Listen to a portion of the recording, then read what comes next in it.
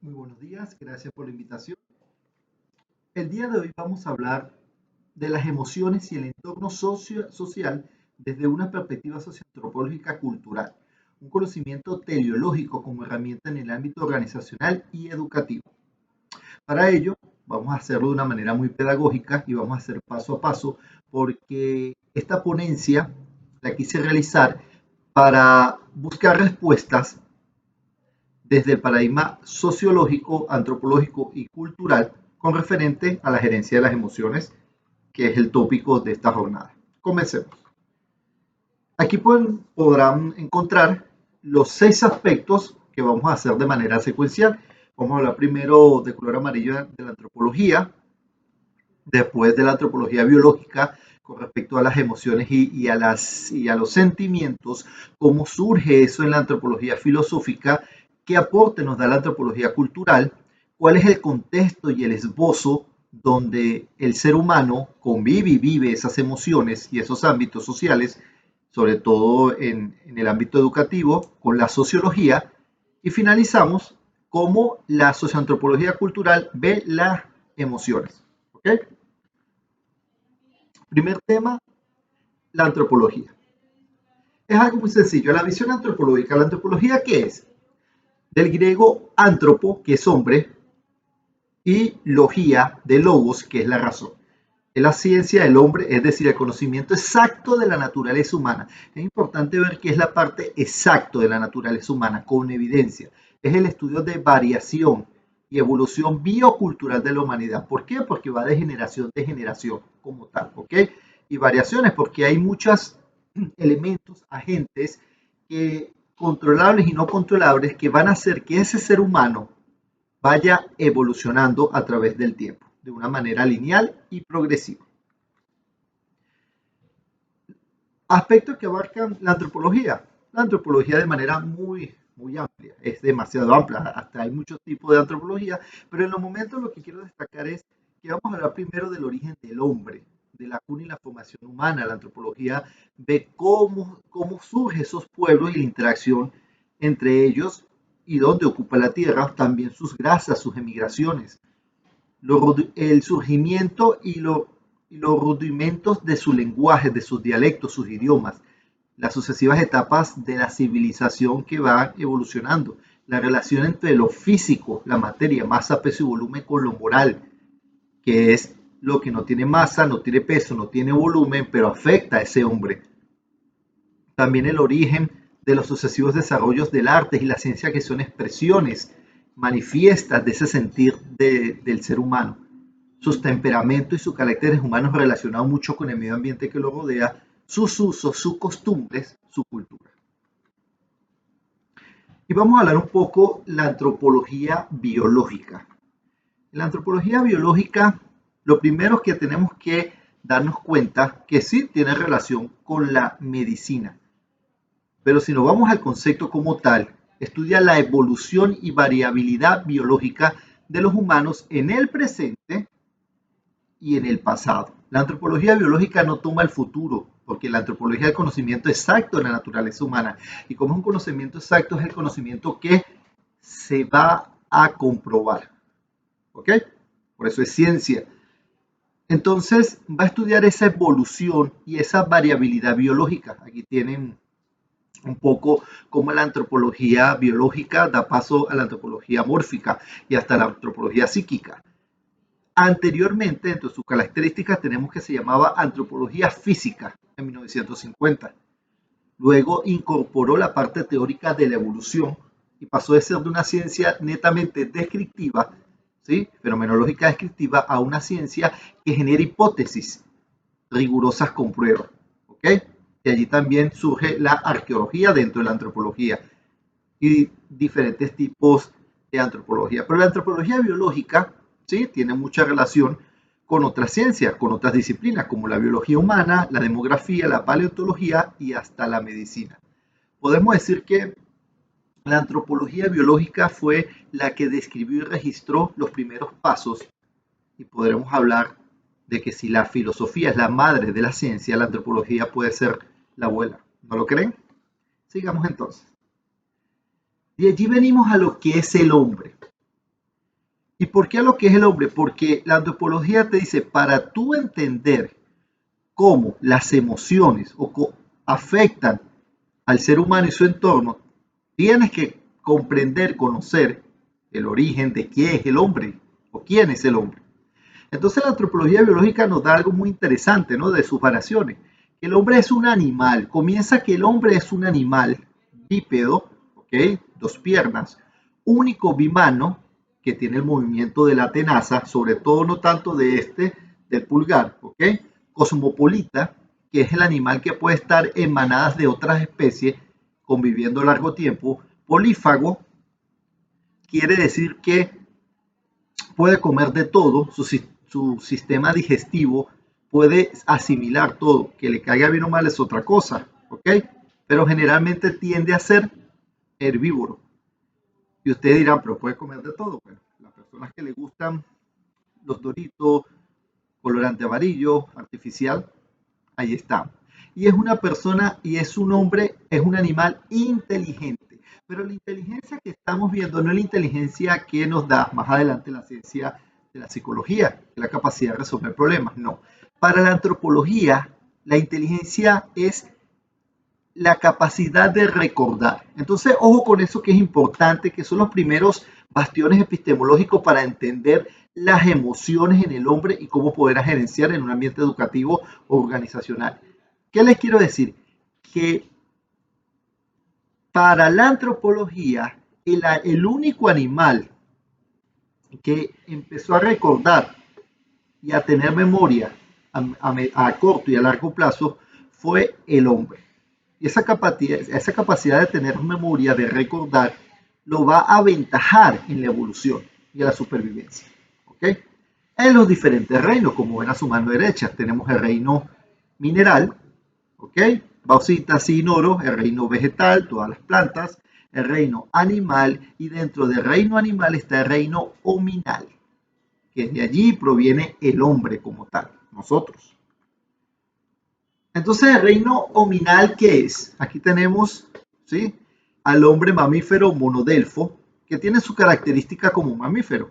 Nace en placenta, posee simetría bilateral, tiene una respiración pulmonar, ¿ok?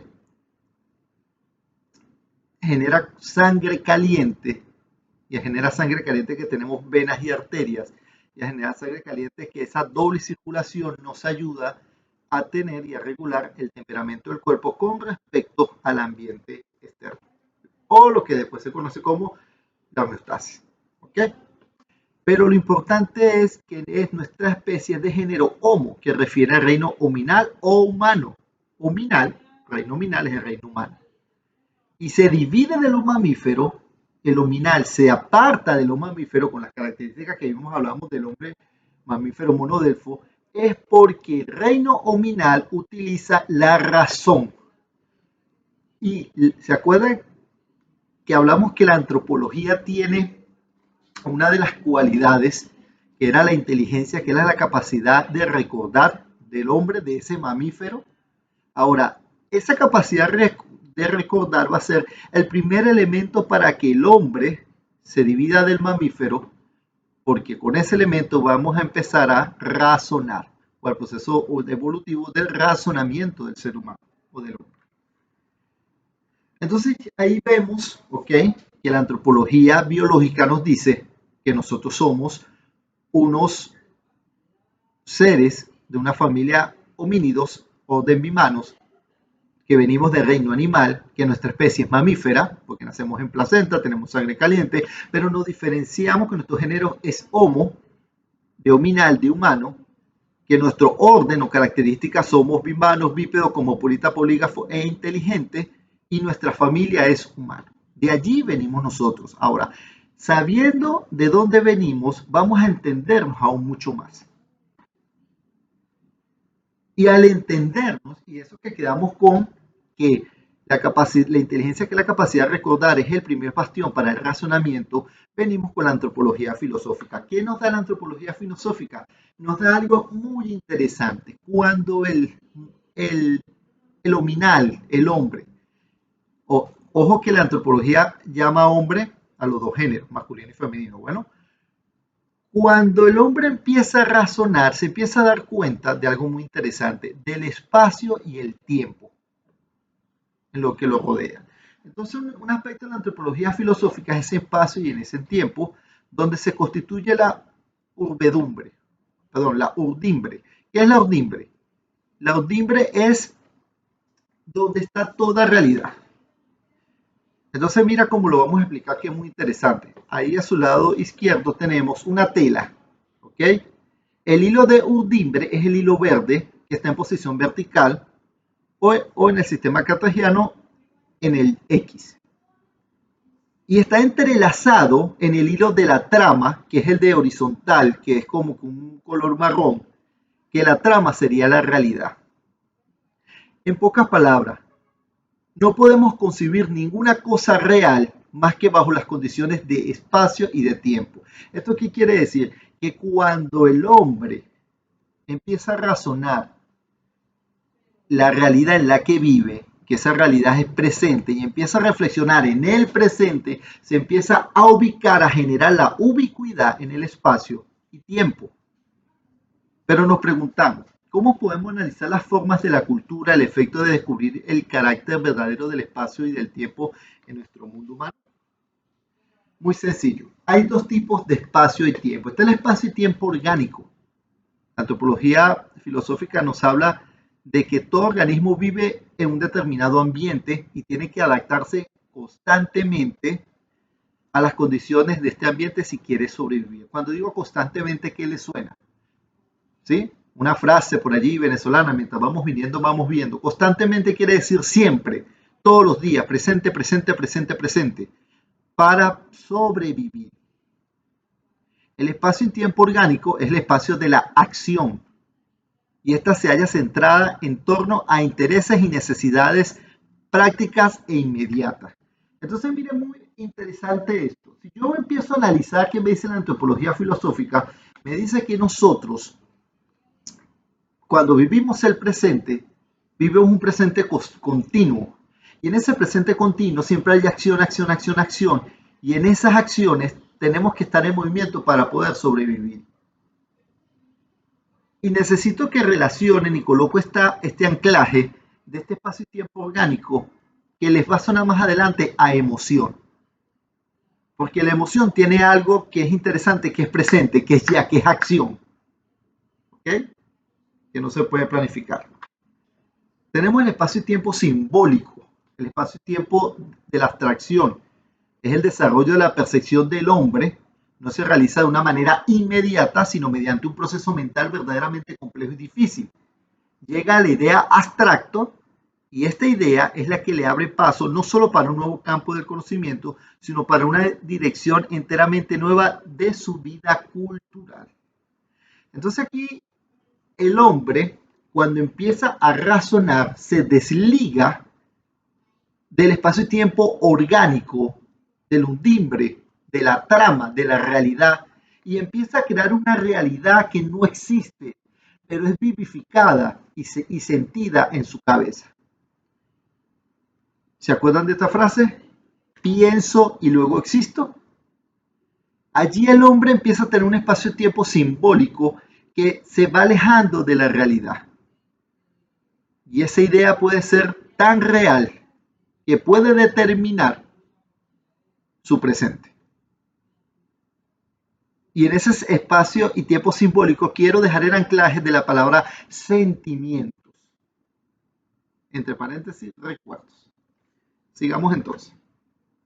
Aquí tenemos un esquema donde vamos a especificar un poco cómo se dan esos dos procesos. Las sensaciones que están en el mundo exterior, que después vamos a hablar con la sociología del hecho social, las sensaciones que están en el mundo exterior son recibidas en el hombre, en el cuerpo, en el ser humano, a través de los órganos receptores sensoriales. Ojo, nariz, lengua, piel. Estos órganos reciben esas sensaciones e inmediatamente pasa por el sistema nervioso periférico y después central. Y van en el proceso del cerebro, hipófisis, hipotálamo. Y cuando tú empiezas a seleccionar, organizar, interpretar y darle un nombre a eso que sentiste, a eso que recibiste, a esa percepción, es que tú formas la idea en la cabeza. Entonces, las sensaciones hablamos de los órganos y en las percepciones hablamos de los sentidos, la visión, el oído, el olfato y el gusto. Mira cómo cambia. Entonces, a veces vemos una cosa, la vemos físicamente, nuestro ojo la ve, pero nuestra visión, ya después procesada en el cerebro, nos puede decir otra cosa. Y le creemos más a la visión de la percepción que a lo que el ojo vio. Interesante, ¿no? Entonces aquí vemos ese proceso donde si tú recibes una emoción y no le das un nombre a esa emoción te puede dominar y puedes estar siempre sintiendo ese placer o ese dolor porque no has llegado a darle el nombre categórico a esa emoción para poderla reconocer y así poderla manejar en tu organismo. Porque la idea del entorno es una cosa.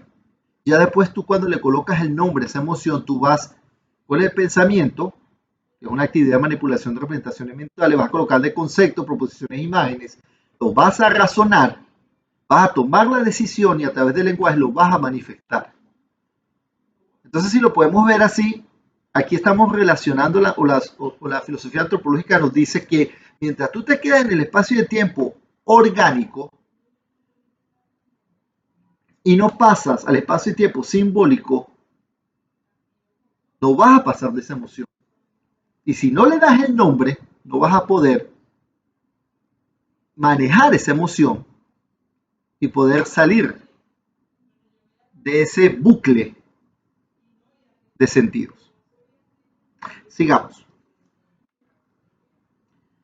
El espacio y el tiempo. El espacio y el tiempo del hombre es un espacio de acción y de praxis. La acción se halla centrada en torno a intereses y necesidades prácticamente inmediatas.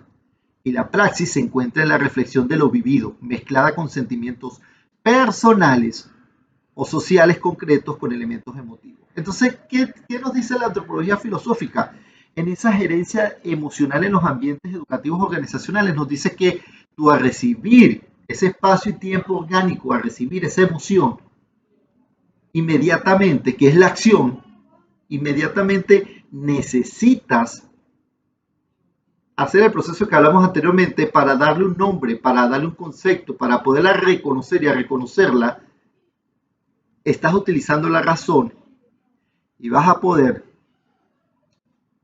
manejar ese estado para que de una u otra manera puedas buscar una solución pertinente para lo que tú quieres realizar como ser humano.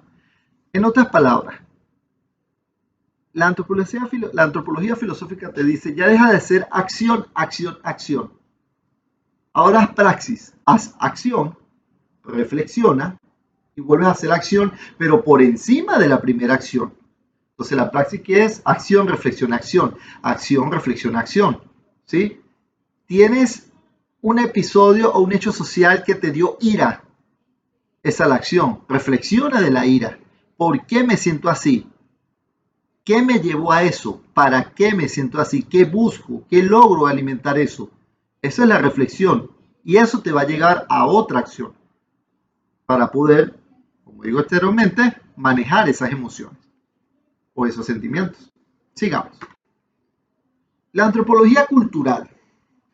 La antropología cultural se define o se ocupa de la descripción y los análisis de las culturas, ¿sí? De las tradiciones sociales aprendidas del pasado y del presente. Pero, ¿qué es cultura? Cultura primero vamos a definir lo que es folclore.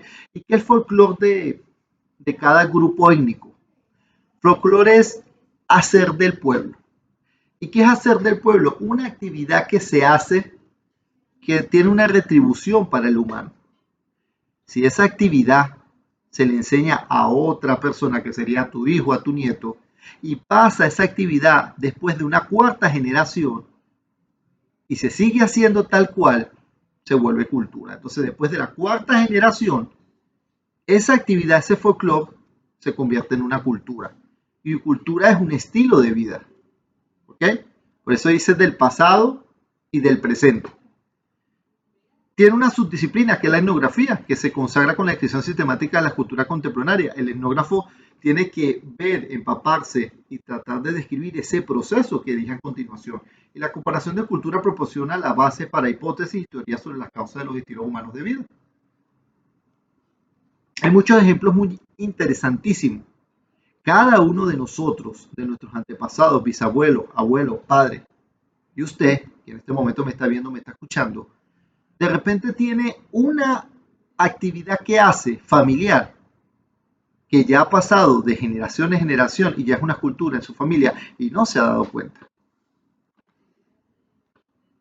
Entonces podemos definir que la cultura es el conjunto aprendido de tradiciones y estilos de vida socialmente adquiridos de los miembros de una sociedad, incluyendo sus modos pautados y repetitivos de pensar, sentir y actuar, es decir, su conducta. Miren lo interesante, también en la cultura hay modos de pensar y de sentir y de actuar. Les voy a dar un ejemplo rápido, por factor tiempo. Podemos hablar el luto. ¿Cómo la familia suya vive el luto de la muerte de un familiar inmediato o de un allegado lejano? La manera como usted vive el luto es su cultura, porque fue aprendido su pensar, su sentir y su actuar. Entonces, la antropología cultural nos dice que la realidad instrumental es todas esas ideas y costumbres, creencias y valores que de una u otra manera hemos adquirido sin darnos cuenta o darnos cuenta, como decimos, o como dicen los niños, a propósito. ¿Ok? ¿Por qué? Porque el ser humano busca, como lo dice Malinowski, todo lo que le permite al hombre satisfacer sus requerimientos biológicos con la cooperación y en un medio remodelado y reajustado. ¿Eso qué quiere decir? Nosotros somos la especie que vamos a los lugares, a los entornos sociales y acomodamos ese entorno para vivir allí, para adaptar. Las demás especies no acomodan el entorno, se adaptan al entorno sin acomodarlo. Entonces, ¿por qué es importante saber eso? Porque de repente la emoción de tristeza o el estado de ánimo de tristeza o de melancolía, usted lo aborda por una costumbre adquirida o cultural. He escuchado personas que cuando hay rompimientos de pareja, inmediatamente beben y colocan una música específica. ¿Dónde aprendieron eso? ¿Dónde adquirieron esas creencias, esas ideas o esas costumbres? ¿Por qué valoran esa música en ese momento y no en un momento cuando están felices? Interesante, ¿no? Todo eso forma parte de la antropología cultural y cómo para poder comprender y poder manejar esas emociones, tenemos que saber de dónde vienen. Para eso hay tres elementos importantísimos de la antropología cultural, lo que llamamos conculturación, cuando compartimos la cultura o el estilo de vida de otra persona, ¿sí? Y tomamos su estilo y lo incorporamos al nuestro y sucesivamente. Tenemos la aculturación, caso contrario, cuando evito rotundamente de aculturación, de apartado, cuando evito ese estilo o ese modo o esa costumbre o ese valor, porque lo rechazo por mi sistema de cultura, mi sistema de creencia. Ahí estamos en presencia de una aculturación. ¿Ok? Hay personas que cuando están felices celebran con una comida. A diferencia que hay otras personas que cuando están felices simplemente se compran una vestimenta. Pero el hecho de ver y estar con esa persona no quiere decir que yo lo voy a hacer. Esa es la parte de aculturación. Y tenemos la transculturización o la culturación, que allí la vemos, es cuando tú aceptas esa costumbre y esos valores. Eso se ve mucho en la familia, eso se ve mucho en la unión de las parejas, ¿sí? Cuando vienen de familias de costumbres y de culturas distintas y va moldeándose y puede haber una transculturación. Ella es católica, él es judío y en diciembre hacen la ceremonia o el rito o la cultura de la Navidad juntos y mezclados. ¿Ok? ¿Qué nos dice la sociología? La sociología del latín socius, que significa socio, ¿ok? Y logos, de logía, ¿ok? Es decir, cómo se presenta esos, lógicamente, lo social, esas estructuras y esas funcionalidades. En la ciencia que se dedica a estudiar los grupos sociales.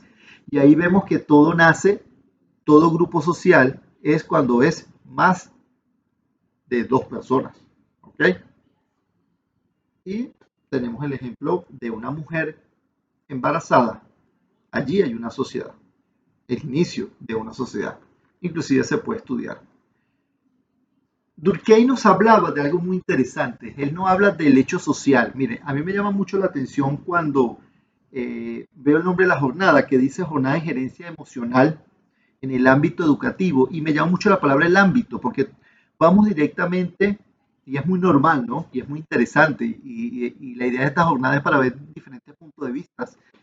Pero no tomamos la palabra el ámbito, que sería lo social. Durkheim habla de que hay los hechos sociales y que hay dos tipos de hechos sociales. Hay que tomarlo en cuenta para ese manejo, esas gerencias emocionales. El hecho social es una cosa y que es externo y es coercitivo, que frena, que impide. ¿Por qué es una cosa? ¿Por qué Durkheim lo llama una cosa? ¿Qué es una cosa? Una cosa es algo. ¿Qué es algo? Una cosa o algo, Durkheim la escribió de esa manera porque él necesitaba diferenciar la sociología de la filosofía y de la psicología. ¿Okay? Y esa cosa tiene una estructura y esa cosa tiene una funcionalidad. ¿Pero por qué la llama cosa? Porque esa cosa o ese algo, ¿okay? Puede tener estructura sin funcionalidad o puede tener funcionalidad sin estructura. Puede funcionar sin tener masa, peso, volumen y puede tener masa, peso, volumen y no funcionar, estar ahí quieto. Entonces vamos a hablar un poco sobre esos hechos sociales porque es ese entorno. Durkheim nos dice, mira, que hay dos tipos de hechos sociales, los materiales, que son los más claros porque son entidades reales y materiales. Él nos habla, en palabras de Durkheim, el hecho social a veces se materializa, llega a convertirse en un elemento del mundo exterior. ¿Ok? Y nos coloca como ejemplo el mismo Durkheim sobre la arquitectura y el derecho. La arquitectura que es algo que crea. ¿Se acuerdan de ese proceso que aluda la filosofía, la antropología filosófica? Que genera de sensaciones, de percepciones, organización y llega a una idea. Esa idea se puede concretar y ahí tenemos la arquitectura. O esas personas que buscan, ¿ok? De una u otra manera organizar de una manera estructural una sociedad, hablamos del derecho. Pero también Durkheim nos advierte, ojo, también hay hechos sociales inmateriales, que es lo que él le da más importancia. Durkheim los llama las normas y los valores, en general la cultura.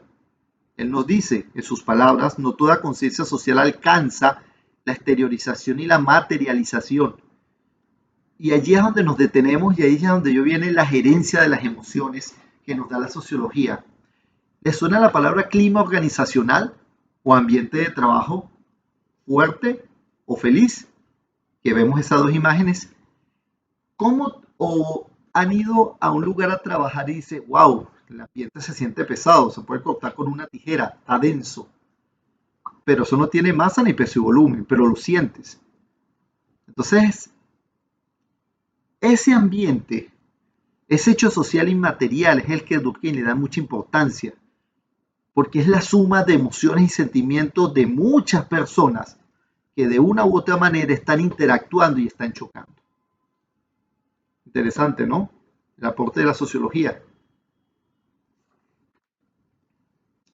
Entonces, al haber emociones versus sentimientos, puede generar un hecho social inmaterial, un ambiente de confianza, un ambiente de ira, un ambiente de felicidad, de suma confianza, de suma credibilidad. Al final, si nos vamos desde la etimología, la palabra emoción Moción significa movimiento y E significa externo. ¿Eso qué quiere decir? Que en el ambiente, en el hecho social, tú como ser humano sales al ámbito social, laboral, educativo, cualquiera que fuese, y puedes recibir algo externo que te va a causar un movimiento interno, una emoción. Y es allí donde la emoción es interesantísima porque nos están hablando de gerenciar en un clima organizacional muchas emociones que tú no la previenes porque las emociones no se planifican. Pero si hablamos de los sentimientos, y se acuerda lo que nos dijo la antropología, de que la inteligencia del hombre era la capacidad de recordar, y pareciera que esos sentimientos son esos recuerdos cargados de emociones. ¿Cuántos de ustedes les ha pasado que huelen una comida y le recuerdan a la abuela que ya falleció? O llueve y ese olor de lluvia con la grama le recuerda a un hecho de su infancia. O el simplemente trabajar con una persona que se parece a un hermano que usted perdió a los 13 años, le va a brindar una confianza a esa persona sin conocerla porque se parece a su hermano. ¿Se acuerda lo que hablábamos de que yo pienso y luego existo? Le estás dando por ese recuerdo, por ese sentimiento de recuerdo que genera una emoción, le estás dando una confianza a una persona que no conoce por el simple hecho de tener la idea de que se parece a tu hermano y ya le tienes esa confianza. Al hablar de gerencia de emociones, hay que tomar en cuenta muchos aspectos como tal. Pero al final, ¿qué proponemos? Bienestar con Kant, ¿qué te propone? El título, las emociones y el entorno social desde una perspectiva socioantropológica cultural, un conocimiento teleológico, un conocimiento práctico que lo puedo utilizar como herramienta en cualquier ámbito organizacional y educativo. Lo primero que propone tiene que ver con la antropología biológica. Autocuidado. Autocuidado. Tienes que saber, desde el punto de vista biológico, cuáles son las sustancias y los procesos bioquímicos que genera nuestro cuerpo. Y ahí tenemos las endorfinas, la dopamina, la serotonina y la oxitocina, entre otros varios, que ya los especialistas han hablado cómo eso afecta para que tú tengas una conducta, un comportamiento, reacciones frente a una emoción, un sentimiento. De dónde se produce, cuál es su efecto, la ausencia, si baja o tiene ausencia que produce en nosotros. ¿Ok?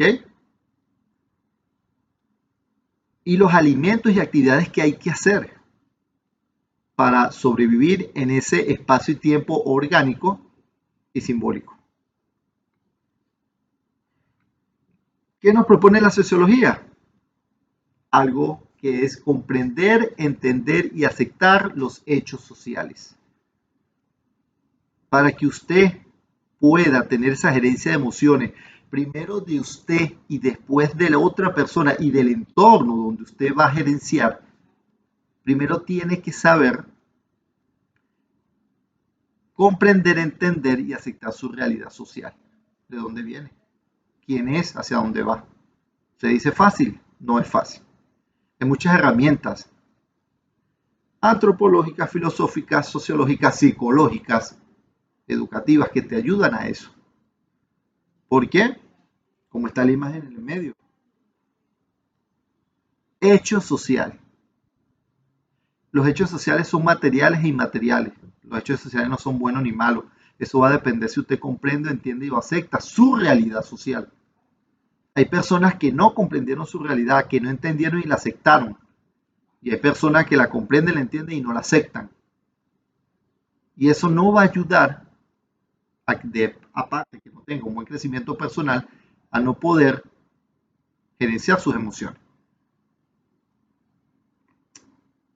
Ahí puse un caso hipotético de un joven que no aceptó a su padre, no comprendió por qué su padre bebía tanto, no sabe la historia de su padre como hombre, como hijo, nada más como padre.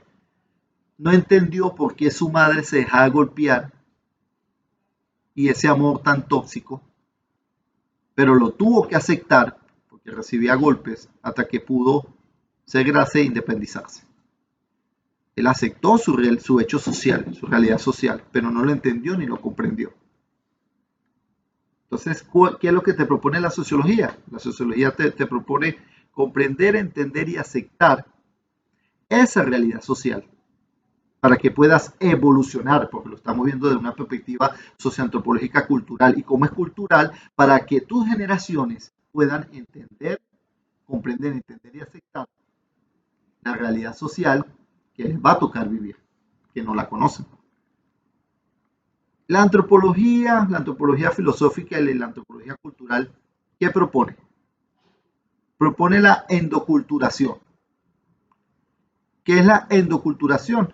Es una experiencia de aprendizaje parcialmente consciente y parcialmente inconsciente, a través de la cual la generación de más edad incita, induce y exige a la generación más joven a adoptar los modos de pensar y comportarse tradicionales. En otras palabras, amigos míos y amigas mías, sentido común, valores y principios que se están perdiendo. La endoculturación, si lo digo en pocas palabras, es criar. Las generaciones hoy en día se están criando ¿con quién? Con la tecnología. El problema no es la tecnología, el problema es que se tienen que criar con sus padres. Los padres tienen que criar. ¿Quién lo está criando? ¿El colegio?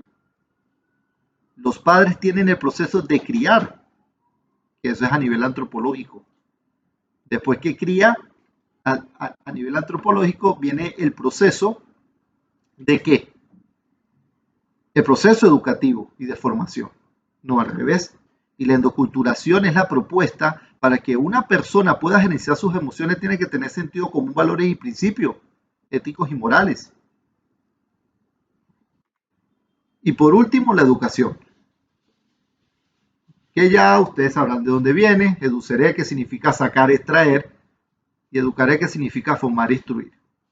La educación se entiende como el medio en el que los hábitos, costumbres y valores de una comunidad se desarrollan, pero esos medios, esos hábitos, costumbres y valores se desarrollan porque ya fueron implementados en la crianza en el hogar. Por eso es importante en el hogar. La educación se va desarrollando a través de situaciones y experiencias vividas por cada individuo durante toda su vida. Los padres siempre van a ser padres toda la vida y los hijos siempre van a ser hijos toda la vida. E inclusive, si un padre o una madre muere, en el mundo de la idea, en el espacio-tiempo simbólico, siempre va a estar las enseñanzas del padre y la madre si supieron criar o si criaron. O cualquier otra persona que tomó ese rol, porque como un hecho social no hace falta la estructura. ¿Sí? Hay personas que criaron a sus sobrinos, a sus nietos, a sus vecinos como si fuesen padres. Hay profesores y maestros y maestras que educaron a sus estudiantes como si fuesen hijos. Y funcionaron con ese rol si se la estructura como tal. En conclusión, si hablamos ya para terminar de la gerencia de las emociones en cualquier tipo de ámbito, tomen en cuenta estas perspectivas de ciencias que de repente no son tan prácticas, pero que indagando y sabiendo de dónde viene, ayuda mucho a entender otras herramientas que nos dan otras disciplinas como la psicología, la neurociencia, para así en un completo ontológico poder gerenciar esas emociones en el ámbito educativo. Muchas gracias, se despide Carlos Aguilera desde aquí, desde Bienestar con K. Un abrazo. Hasta luego.